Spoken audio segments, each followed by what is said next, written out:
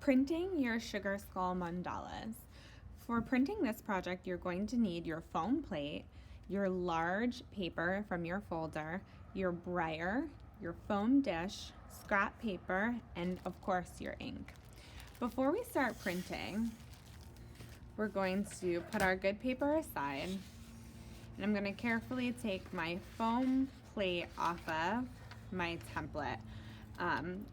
Really quickly, to look at our designs on our foam, it's important that we occasionally fill in certain areas to create more interest and contrast.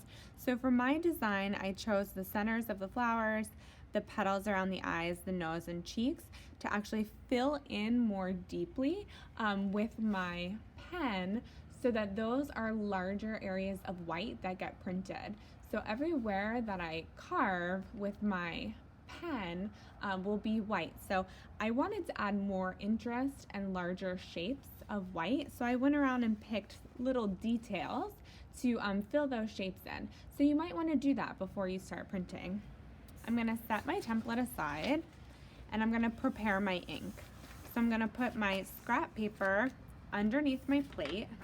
You could use the Manila, you could use some newspaper or magazines if you have that. Just want to make sure I keep my work surface really clean. So I'm going to also grab my dish and my ink, and I'm going to prepare that as well. So again, a little bit of ink goes a long way.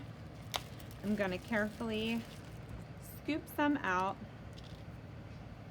Just a little scoop here, and place it on my dish. I can always add more, so if I feel like it's not enough, I can always add more. I'm going to then grab my brayer and smooth out the ink until it's even on the roller.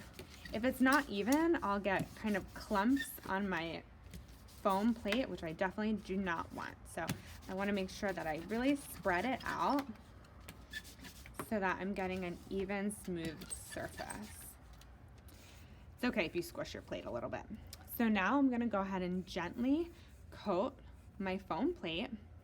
I'm going to kind of go lightly at first and spread in all directions, paying close attention to the edges. Now you see I had kind of a spot right there I had to pay closer attention to. We really want crisp corners and crisp edges on all of our prints. So paying close attention to those areas will be really important. One roll was enough. Now I want to make sure I'm really rolling it across, making sure the ink distribution is even, so that way I don't get lighter spots or hazy spots if the ink is completely even. All right, gonna set my brayer aside. I'm going to carefully slide this over. It's good to have a little paper towel ready to go.